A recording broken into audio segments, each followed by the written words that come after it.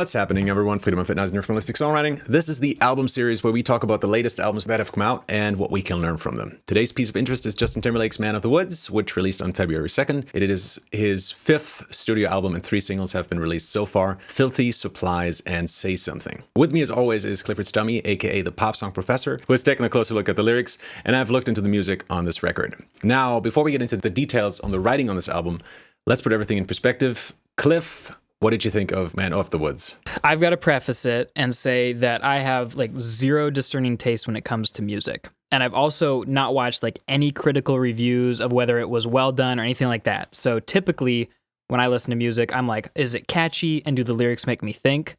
It was catchy and some of the lyrics made me think, and so I was cool with it. That's kind of the overview, actually.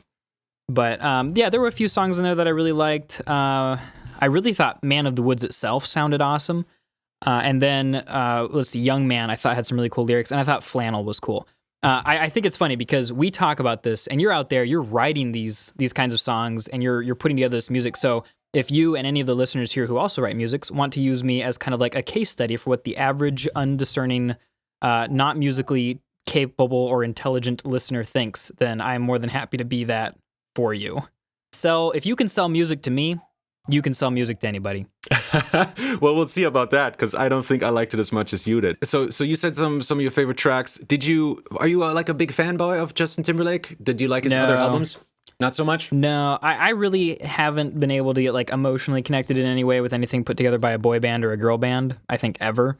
And so the fact that Justin Timberlake comes from that background, yeah, it just makes me, I'm not his target demographic necessarily.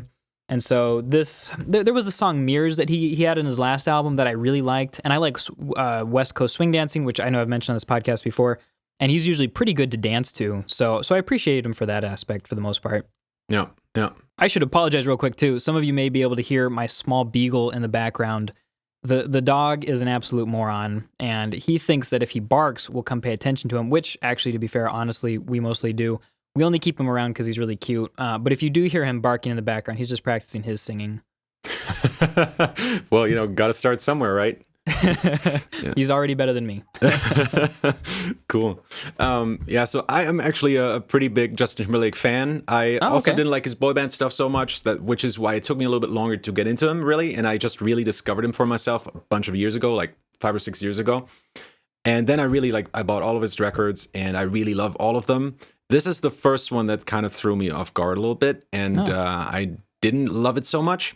Maybe it's because I'm not so huge on country music, and this is obviously what they were trying to do with this album, is blend what he was doing before with country music and kind of bring out the rural Man of the Woods kind of theme in him a little bit more. Are you a country fan, and is that maybe why you liked it a little bit better than I did? Or I don't know, I haven't really listened to the lyrics. Maybe the lyrics are really good. So what did you like about this album? Yeah, speaking to your first question, I am not really a country fan, no. I will sometimes listen to the country radio station just to try to reverse engineer it and figure out why they say the things that they say. And so, I try to crack it like it's a code and just be like, all right, what is the main philosophies and ideas behind country music? And I find it interesting for that reason. But to be fair, though, when Avicii came out with his album where he blended a lot of country and folk influences into his DJing and his pop work, I really did like that. So I think that the country musical aspect can be brought in pretty well. Yeah. And I, to be fair, I liked the blend here as well for a lot of the same reasons that I liked the Avicii one. But yeah. Lyrically, like I said, I found a couple of songs to be, to have something interesting to say. For the most part, my enjoyment of this just came from the fact that I'm a sucker for a catchy tune. And so particularly, I think Man of the Woods was what I thought that's the one that stayed on my personal playlist past the week that I, started listening to it first. And so I kind of like that one. Yeah, for me, it was Supplies was probably my favorite track of the album. And that one I really like, because that's maybe a little bit more old-fashioned Justin, in a way. He's obviously developed a lot with this album. He's trying a lot of new things, but this is the one I like the most. I think it had the most catchy hook, and it just kept me engaged throughout the entire song, pretty much. And I also kind of marked Filthy. Filthy was good. I liked Filthy. That was it was definitely an ear catcher. It was something where you're like, huh, okay, that's interesting. I've never heard that before. Yeah. I felt that same way where it was I don't know if I like this or if I hate this, but I want to listen to it. Yeah. I think what makes it so strange is, I mean, there's two things. First of all, you have this wobble bass that just like stays on one note, where it doesn't matter where the chords go, it just stays on that wop, wop, wop, wop, wop, wop, that kind of thing. And then you have a second bass underneath it, which is playing sort of something more, a little bit harmonic under it. So that was very strange, having two basses at the same time. And I was very much like you. The first time I listened to it, I was like, I don't know if I like this. It's really... It's certainly strange. It's certainly, and then also that weird clash with the rock guitar intro that's almost sounded like a big band live kind of Guns N' Roses intro in a way almost. And it starts on this. I mean, this is the opener of the album, right? And it starts on this really weird chord progression, which maybe I can play really quick because some people requested that we play a couple more musical samples. So I'm only happy to oblige. And it starts on this chord progression. It starts with a D flat, so just a D flat 5, so power chord, and then it goes to a G, and then to A flat. And so the weird chord here is obviously that second chord, which is the chord that is the furthest away from, harmonically speaking, from the D flat, because it is a tritone apart. So a very strange way to open up an album. This is something you would hear maybe on a classical record, or maybe John Williams would use this in a score for Star Wars, where someone is going out into space. When you go from a major chord and you just move that major chord up a flat 5 or a tritone, and that just gives you this otherworldly kind of feeling. And I think that's probably what they did here as well. Just like, it is a real ear catcher. It is so unusual. We don't really hear it in pop music ever. So I think that's probably why they did that. And then, we got that really strange wobble bass thing coming in. And that's kind of where also my problems with the whole album already kind of start. So what I really... your problems with the album. Yeah. Okay. All right. I really had some problems. And the thing is, I am confused by this because I really like the Neptunes. I really like Justin Timberlake. I think there's only great writers on this album. Timberland, some really, really great people. Pharrell, obviously, part of the Neptunes, should maybe be mentioned again here. It's just only great writers. And I felt like just the hooks on this album just weren't on point. I thought the music just wasn't really inspired. And a lot of it is very loop-based, and maybe that was a very conscious decision. But I didn't think the hooks that were used for those loops were really interesting enough to keep my attention. So it took me like 30 seconds into every song, and I was like, yeah, I kind of had enough of this now. Like, I'm ready to move on to the next song. And it's such a weird thing. These are great producers, like some of the best producers in the world, and some of the best songwriters in the world as well. And it just really surprised me how quickly I got tired of all of the... Well, they weren't even hooks. It felt like just something. It felt like it was a rushed songwriting process. And it felt like they were paying more attention to the sound and that idea of marrying country music with electronic music. And you get a lot of acoustic guitars mixed with 808 basses and stuff like that. So that's a huge part of this album. The sound and the way the loops sound is a huge part of it. But the writing of the loops itself, I found to be very poor and very monotonous and frankly kind of boring, unfortunately. Was there a song that particularly stuck out to you as not good? Well, to be honest, it felt like an album of album songs to me. Like the only thing that really stood out to me was Supplies as a good song. And then just a lot of it was just like, it just kind of washed over me. Nothing really stood out to me. It just all felt a little bit bland, unfortunately. I'm sorry to say this because, as I said, I'm a big fan of Justin Timberlake, but yeah, just almost every single song just felt... I actually wrote down like monotonous on the first song, and then I wrote it down on the second one, and then on the third one, fourth song. What adds to that is that almost all of the tracks have an instrument in them that just plays the root note of the key. So it plays the first scale degree, and that just plays over all of the chords, and that makes it even more monotonous. So whether that's like the wop wop wop in the first song, or whether that's a guitar in Midnight Summer Jam in the second one, there's always something just playing a singular note over everything. And that feels really uninspired and makes the whole song monotonous and boring to me. Yeah. Supplies, both Filthy, we talked about Filthy was very intriguing and very odd. Supplies, I felt like was a little bit more on the mainstream side of things. Would you at least say that with some of these ones that he's put out that it was unique? Yeah. Some good things about this album for sure. His singing is on point. I think it's definitely an interesting album to listen to. I think it's an interesting mix of country music and electronic music. There's some things in there. Man of the Woods, as you mentioned, is an interesting track. It's also one of the most catchy tracks of the album for sure. And it's an interesting new approach to Justin, who in the past has been sunny boy, sexy. That was kind of his image, back in the 90s to early 2000s. Then he went for suit and tie, so it was a classy sort of sexiness. And now he's going for this cute, sweet family man kind of image. And he wants to mix in like those authentic vibes. And in some ways that also works, I found. So Man of the Woods I thought was a good example for that, which I think worked fairly well. Also with the music video I thought, which was very sweet, I thought that did kind of okay. To be fair, I don't think I even watched the music video for Man of the Woods. Yeah, it's like there's a lot of green screening, which is very apparent in that video. That's kind of what this album feels like as well. It feels like they tried to mix a hi-fi pop sound, which is all about grabbing your attention and immediacy, with these very authentic country roots, relaxed, countryside, relaxing, outside, with those kind of ideas. And they tried to mix those two. And it's like the thing with the green screen, right? You have these authentic ideas of him like doing like, a little hoedown or whatever in the video, but then it is mixed with a green screen and it doesn't feel right. It feels too overproduced, That's really interesting to me too, because that kind of that mix of modern and quaint or natural or something like that, really he is going for a mix of modern and woodsy. He is from Nashville, but twice in the song, two of the most specific mentions, and whenever I'm analyzing somebody's lyrics, I'm always looking for a specific mention of something, because if it's just like general, like, they're saying her eyes were beautiful, but as soon as somebody says her green eyes were beautiful, I know that something's up. And some of the most specific things he said, I mean, of course, he talks about Flannel. I counted that as specific, and he talks about his son. But he actually twice in two different songs mentions kind of how much he doesn't like his phone. And so he kind of, he sort of rebels against that, like that electronic device. It's like a very modern thing. It's something people complain about a lot.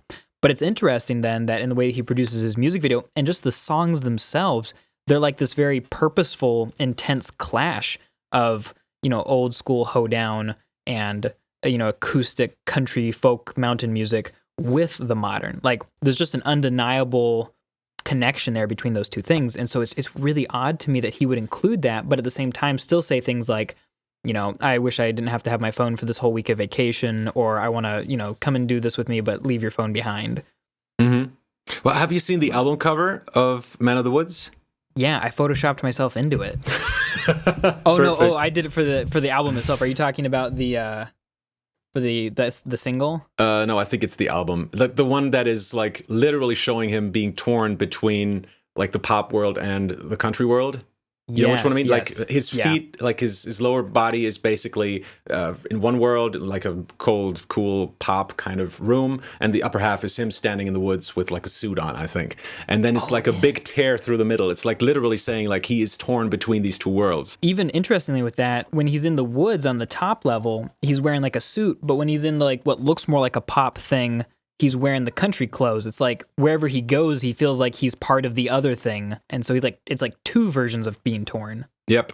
Yeah, exactly. It is that struggle between those two sides, and it never really felt like they were really coming together, unfortunately. It really felt like it was a little bit torn apart for me. Interesting. Yeah. So I guess that's the risk with a concept album like this, because it's undeniably a concept album that, where they're trying to mix those two things and see, will they fit? And the way that he decided to do it, it felt like, maybe he did repeat that and tried to do it the same way throughout, and it didn't work the first time, so he kept trying, and it just kept not working in a lot of cases. Yeah. So you mentioned Flannel. I think that's an interesting song in that it kind of is a follow-up to Suit and Tie from his last double album, I think. Yeah. And I thought it was interesting because the clothes for Justin have always been really an important part of what he was like, of his image. So as you said, like on the album cover, that it becomes part of the message.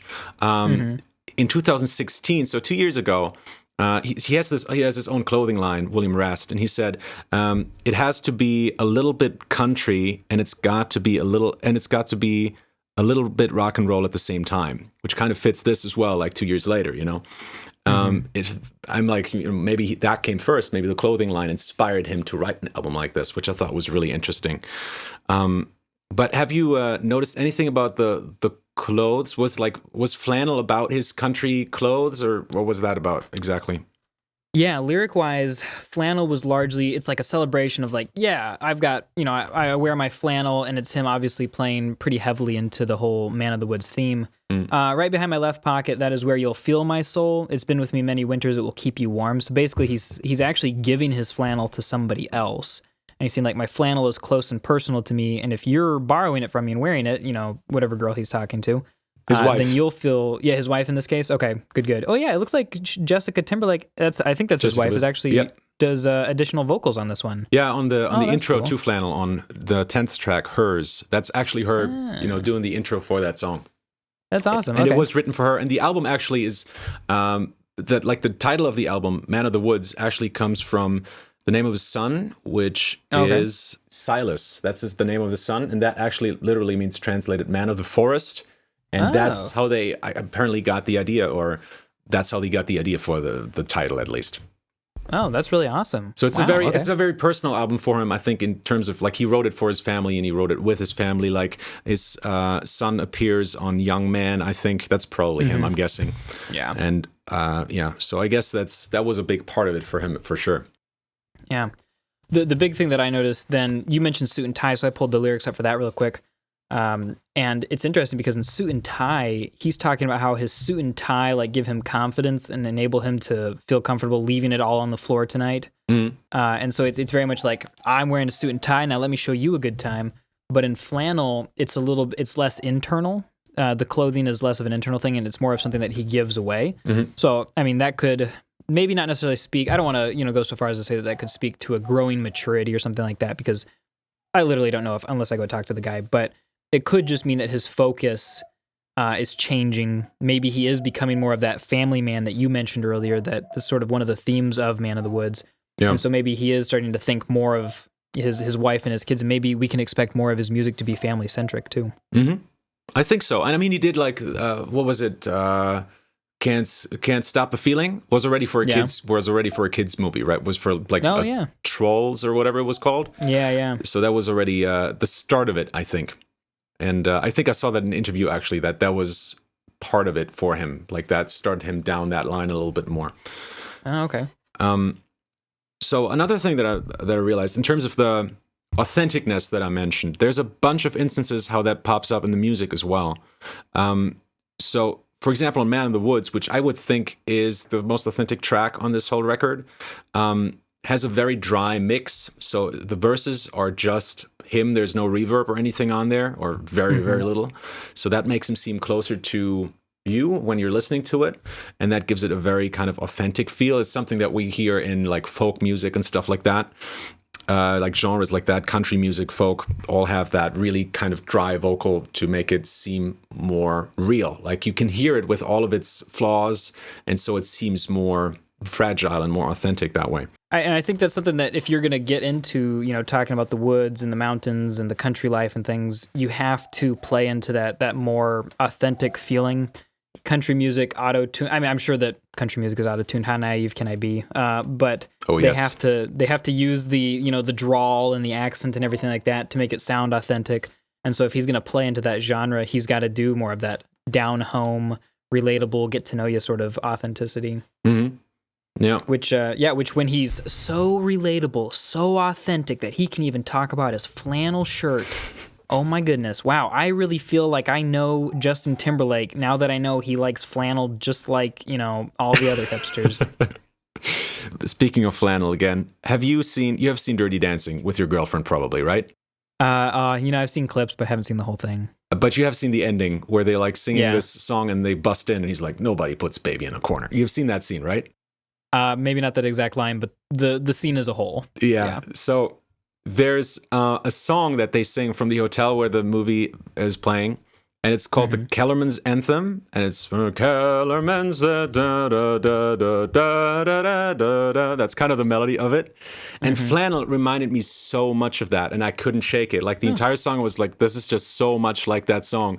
And it's like in the movie, it's like this really white, really uncool, old-fashioned country thing that they're singing, and everyone's just like super happy and jolly while they're doing it, and then they come in and, you know, play the good music sort of. So I really couldn't shake that when I was listening to Flannel. I found that really difficult, but I'm glad you didn't have that. So for me, it was like really, oh man. But it's another one of those songs that really introduces something that we hear quite a lot on this album. We have an 808 mixed with guitars, and that's almost on every single track. So we have it in on Man of the Woods, obviously, has a really kind of high 808, a Roland 808. So yeah, it's a very specific sound, which is usually used in like trap music nowadays, and they're combining it with country guitars, which is kind of new. And then again, you have it in Supplies, obviously, which is like the most modern sounding. Then you have Morning Light. Probably a couple of the other ones as well. You have it in Say Something, where you have like this weird kind of glissando glide bass, glide 808. You have it in Flannel. In Montana, you have something like that, Breeze Off the Pond, Living Off the Land. So almost all of them have that 808 in them. It's kind of the sound on the album, that mixed with the acoustic guitars. And one of the other things that maybe brings me to is what I found really troubling or challenging about it was that I felt like the production really leaves no space. And that I found really difficult, because for me, authenticity leaves space, lets you like fill in the blanks yourself. And here the production was just so ever present. Like it never let him a line just never ended, and then you had just a little bit of rest until the next line started. It was always filled with some bleeps and bloops, and there was always some kind of percussion going on. They kind of destroyed those silences, and we had that same thing in the last double album that he did, the 2020 Experience. But there I really liked it. I thought it was really well done, actually. But here it felt like, you know, everything's doubled. There's always busy percussion going on. And I found that really challenging, and I just couldn't relax into it. It felt like I wanted to relax into the country side of it, but at the same time, like the pop elements of it just made me really like uneasy, and I couldn't. Yeah, I think that you want to be able to relax into country themes, and you want to feel like you're going to a quieter, simpler place. And the fact that he had both of those always mixed in together makes it tough to be able to just appreciate one or the other. It's like, am I supposed to dance or am I supposed to relax? Yeah. I think I particularly was hoping, for him to go and talk about, country stuff. I was expecting a few more country themes in the music. A couple of the ones that he included, though, just kind of felt sort of ham-fisted, and other ones he just didn't really get into. He left them a little bit, left us a little bit high and dry, wishing that he was writing about something a little bit more interesting as far as the lyrics go. Mm-hmm. So, which songs stood out to you in terms of the lyrics, and what could you tell us about those? All right, stood out as far as bad goes? No, in terms of good. Like, I don't want to down talk it for you. Like, if you enjoyed it, that's awesome. No. I was going to do both. I was going to do both. Cool. Yeah, as far as bad goes, I thought Midnight Summer Jam was a little bit dumb.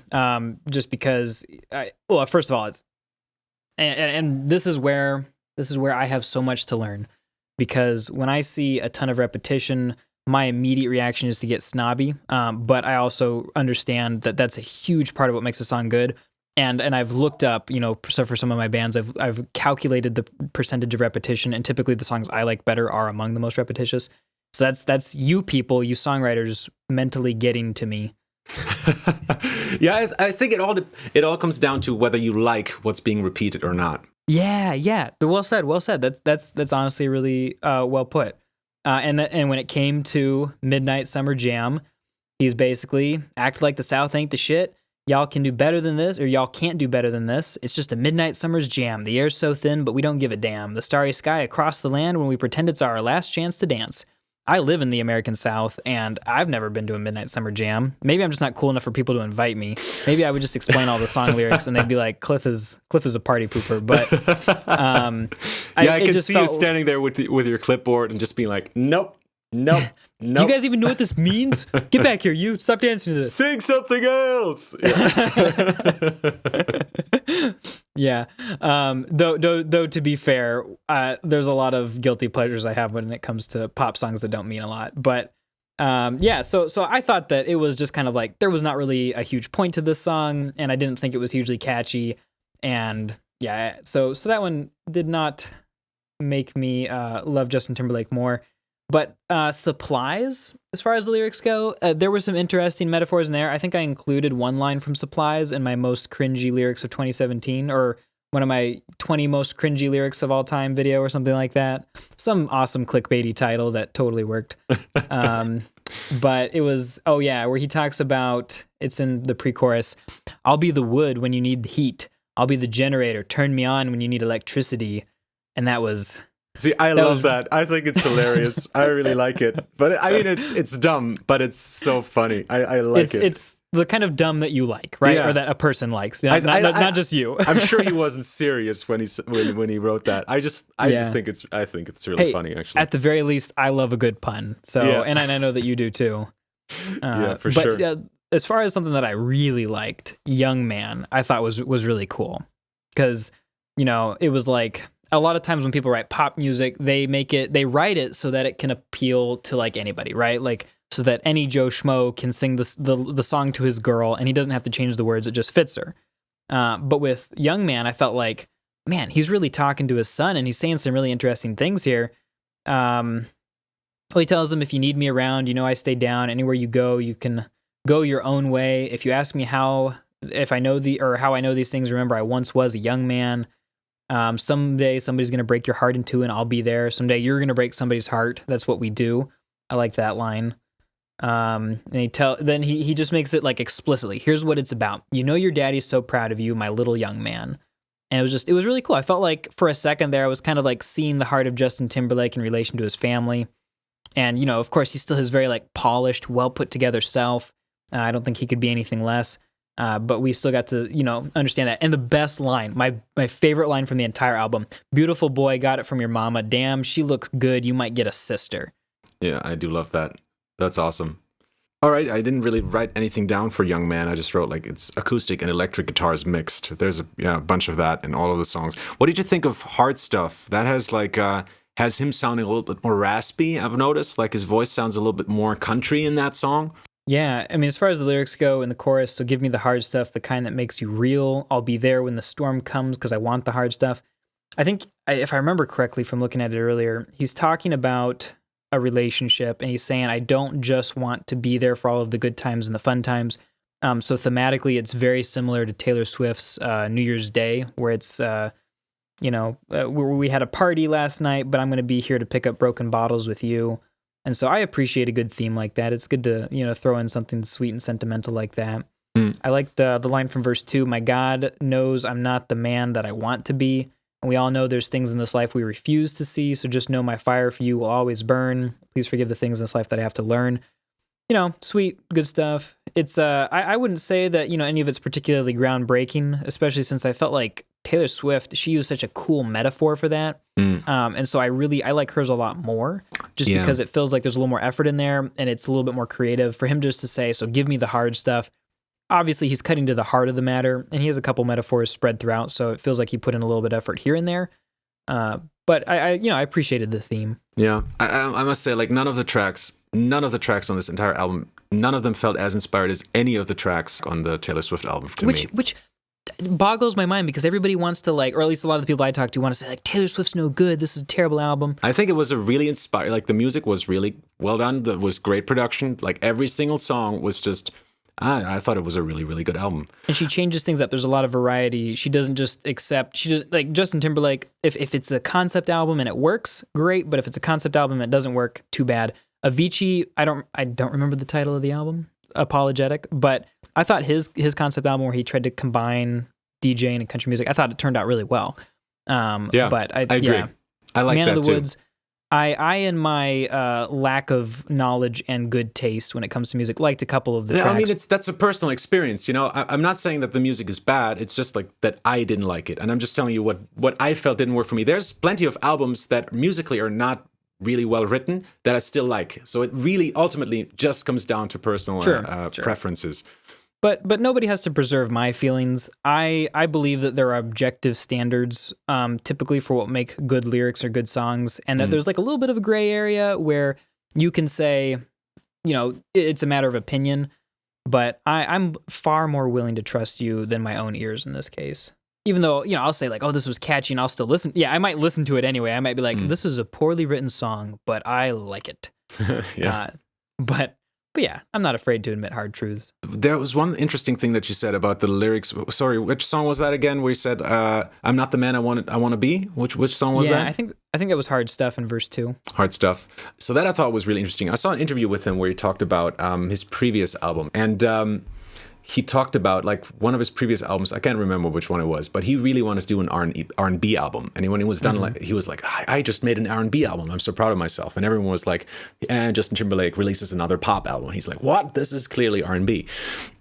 It feels like he's always tried to be someone that he's not in a way.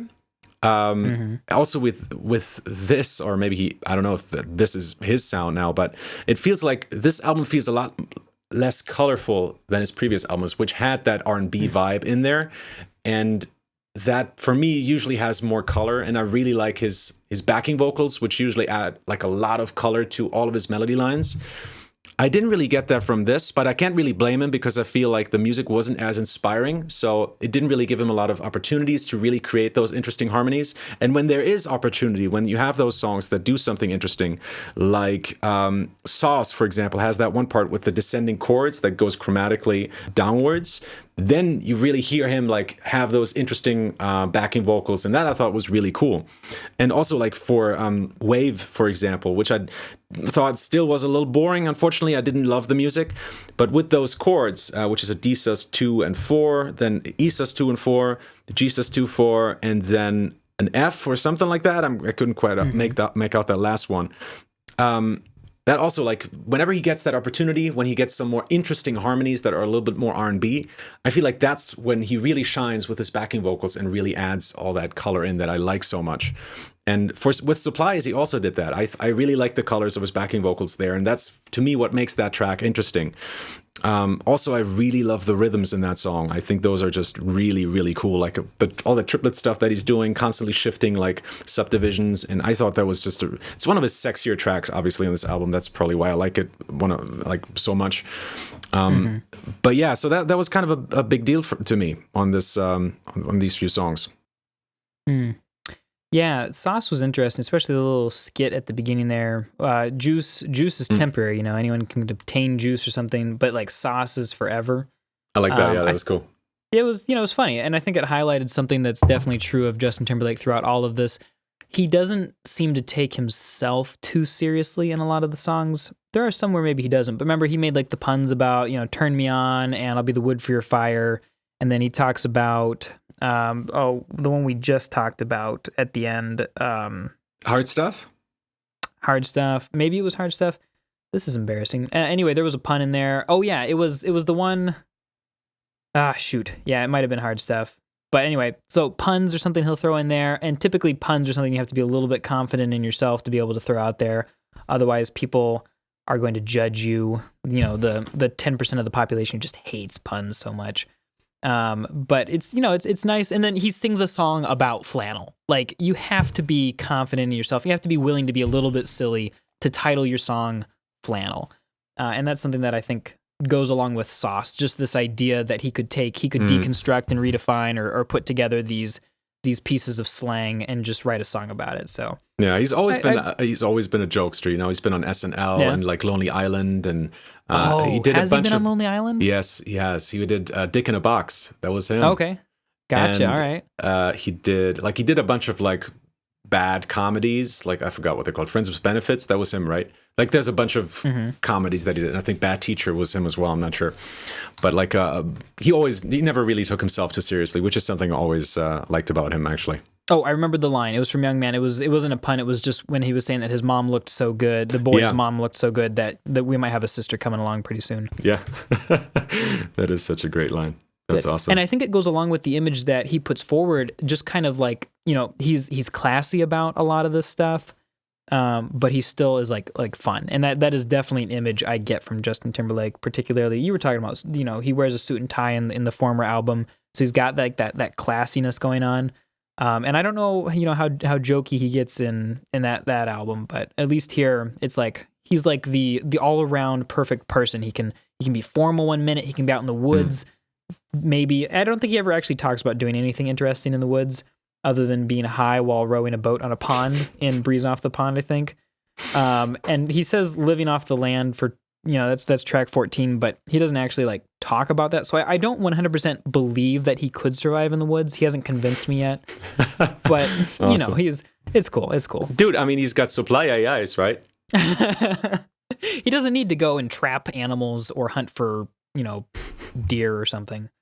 There's one song we haven't really talked about, even though it got its own video and it was one of the singles. That's Say Something with Chris Stapleton. It kind of reminded me of Michael Jackson's Earth song. It also has that really like come sing along vibe, and the video also kind of plays on that, where I think he's like walking through this empty house, and then like more and more people start showing up, and the last chorus is like just this huge mass of people singing along with the song. And that's kind of what it felt like to me. It kind of reminded me of Earth song, Michael Jackson, because that's also just it's just a big shouter basically. But other than that, I found it like a lot of the tracks on the album, like maybe a little bit too like not dynamic enough. I just felt like it really didn't add anything interesting. Yeah, it looks like lyric-wise, he's saying that, like, I think he's talking about the experience of fame, and he's saying maybe people are telling him, come, say something, you're awesome, we want to hear from you, and he's saying, I don't want to get caught up in the rhythm of it, but I can't help myself, no, and so he keeps finding himself in the middle of either trouble or just being so far on a stage more than he wants to be on a stage, and he wants to be able to simplify and cut back. Says, everybody knows all about my transgressions, still in my heart somewhere there's melody and harmony for you and me tonight. So I think he's saying, there's good inside of me that's not necessarily being appealed to by this vanity or by the crowds calling my names. I kind of want to get back to the basics, but I really like to find those basics and then be able to share that more effectively rather than just saying something in a rushed way just because, I'm famous. Did you, by any chance, see the video for that song? I did not know. Okay. I did not know there was one for that one. Cool. Yeah, they did make one for it. That's a pretty cool video. I think it's almost one shot. Huh? I'm not sure if they did a one shot, but it's if it isn't, it's very close to one. Yeah, it's worth checking out. But my favorite music video for sure is Supplies. I thought that one was just absolutely... It's one of those over-the-top videos, that kind of started after Gangnam Style came out. Yeah. Where they just go crazy. It's just insane. Like every single shot, you're like, "Whoa!" They went crazy here. Like there must have been so much money invested into that video. It's crazy. I loved explaining it because they have the Illuminati eye in it. Yeah, and so it made for a really great title for my video. I love it when an artist just throws something totally off the wall in there, and then I can come up with just like this crazy title, and it's not clickbait because I'm being honest. Like. Yeah, they mentioned the Illuminati in here because if you haven't watched it yet, there's a giant pyramid with an eye that a bunch of people are bowing to. And when you light the eye on fire, it rains money down on everybody. Like, what the heck is going on? But it was pretty cool. Yeah. That about sums it up for me. There's a bunch more things I wrote down that are just like, I'm just kind of jumping back and forth between notes. I really should have ordered this a little bit better. Sorry if this has been really patchy, everyone. But I think we're doing amazing. I think we're the single best podcast duo to look at lyrics and music from opposite points of view in a podcast that's about 45 minutes long. Absolutely. No, you're totally right about that. I had one more thing, like Filthy. I just wrote down the chord progression, which is A flat, D flat, E flat. So super simple stuff, actually. But then that synth, like the wobble bass, stays on the A flat, which makes it a little bit more monotonous. Midnight Summer Jam, we have some triplets, but I wrote down it's very groovy, so that's good. Like they were all fairly danceable. Later on in the album, around like track 12 and 13, those almost seemed like a slow, not very danceable version of disco, but in terms of the groove and everything, it still felt very disco to me, which I thought was interesting. then we have, the roomy reverbs is again something that I mentioned in almost every video that we do now, which is something it's kind of a new thing that a lot of artists are trying out now. Filthy has that, Sauce has that, but so that's something that, living off the road, off the land. Higher and Higher has an interesting chord progression, is B minor, C sharp, F sharp minor. It's not super interesting, but it just uses a major 5 instead of a minor 5. For pop music, that's not super common, so it's maybe something that is worth mentioning. Already mentioned the chord progression to Wave. Unfortunately, I think it's its only redeeming factor. I'm sounding really harsh here, but I'm actually a huge fanboy, which is just, I think I'm just really disappointed by this. I thought hers was a little bit creepy. It made me, because she says something like, when I wear his shirt, it feels like I'm wearing his skin, which sounded very Hannibal Lecter to me. Yeah. Oh, one thing that I thought was interesting was, and this is something that Justin has been doing almost since the first album, I want to say, maybe it's since the second. He has these really long outros to his songs, and not on all of the songs, but Flannel has it, Filthy has it on this album. I think Midnight Summer Jam did as well, and maybe Sauce or some of those songs, Man of the Woods, I think, have like these really elaborate long outros that almost sound like a remix of the track itself. And I really like that. I think it's such a cool thing, and Justin, as far as I know, is the only artist who really does that. Wasn't Mirrors like that, where he, he had like the core Mirrors song, and then it fades out, then it fades back in, and he just does weird stuff for like another 3 minutes? Yeah, exactly. And I'm thinking of this one song there's like that, you are the love of my life. I don't know which one that was, but I think I remember that. Yeah. I think that comes at the end of Mirrors. Is that could be that it's Mirrors even, so. So yeah, I really like that. I think he's the only one who does that, but it works really well on the album, and he even puts it in some of his music videos. I think for Man of the Woods, I think he took it out of the music video. I'm not sure quite right now, because it like doesn't really fit into the pop formula. It's really something that you wouldn't expect in a song. But on the album, like some of them have these really elaborate outros, which I think is it's interesting. It's just something he does. He seems to be the only one who really does that. I wonder if that's something he picks up on live. Like maybe it's something that he has like a dance choreography to, so that he doesn't have to sing all the time, that he can have something where he can just dance or something. I'm not sure, but I think it's really cool. There's not a lot of lyrics in an outro to analyze for the most part, typically with ones, especially with the ones you're talking about where it does focus just on the music. So there's not a lot for me to say to that. I will say that like the Mirrors outro was always kind of weird to me. I wasn't quite sure what to do with it, because I think I fall into the trap where I just want my songs to be, 3.5 minutes, predictable and easy. Even though, when I'm listening to pop music, I want that.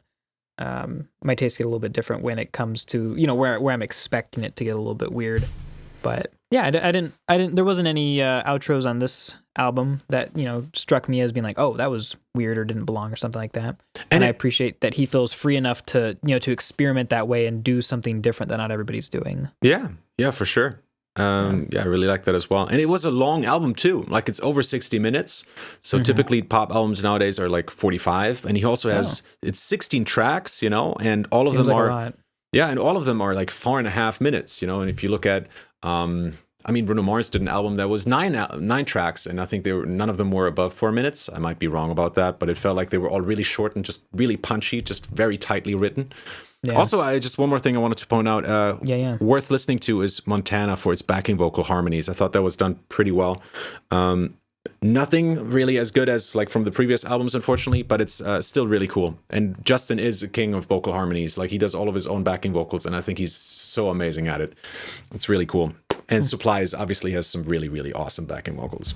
To be fair with Montana, I think that it is probably about a girl, not about the state over here in the United States, but I think when most people first listen to it, they'll think, oh, is he writing about the state of Montana?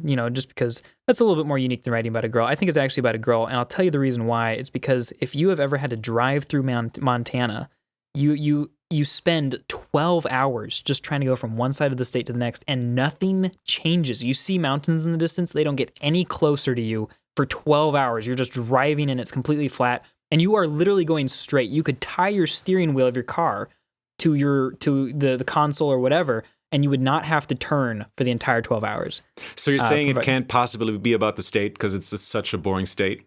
Because it's so boring. Now, it's beautiful. It's beautiful, but there's just like one beauty to it, as far as I've seen. There's more, I'm sure, but it's like you could take a picture of it, and that would basically sum up Montana, just flat and straight and long.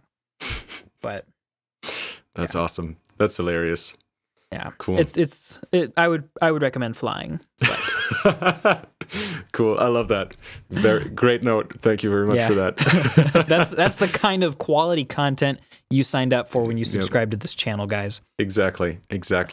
One more track, "Living Off the Land." I thought had a really interesting instrumentation. I found it after a while. I found it really annoying. But I thought it was interesting in the beginning, at least. And it has this weird 808 that sounds like an upright bass, mixed with an acoustic guitar. It's one of those tracks that has some roomy reverb on there. And then you have like this saw synth coming in halfway through the song. It's really weird. I would say it's worth listening to just because it's so strange, and it kind of works. And I think this could be made to work if a little bit more time was put into the composition of it. But the arrangement I think is really interesting. It was an interesting concept too, talking about just, I think, being true to yourself, using living off the land as a metaphor for being true to yourself, not being so dependent on other people's perceptions of you because you're further away from other people. Like we are right now. Yeah. Meta. We should have started with this song. Yeah, exactly. Dude, it was fun talking to you. It was. And I would like to say that if you're listening now and you listen very closely, you can hear Strudel barking and apologizing for being so annoying this entire time. And next time we do a podcast, I will find a bigger bone to give to him. Perfect. All right. Great closing words. Dude. Everyone, thanks for listening. Thanks for watching, maybe. I don't know if you watch this or if you're just putting it in the background while you're vacuuming or something. I don't know what you're doing. Thanks so much, everyone. Thanks to you, Clifford, for doing this with me. And I shall see you all, you included, Cliff, next month. Sounds good. Cheers.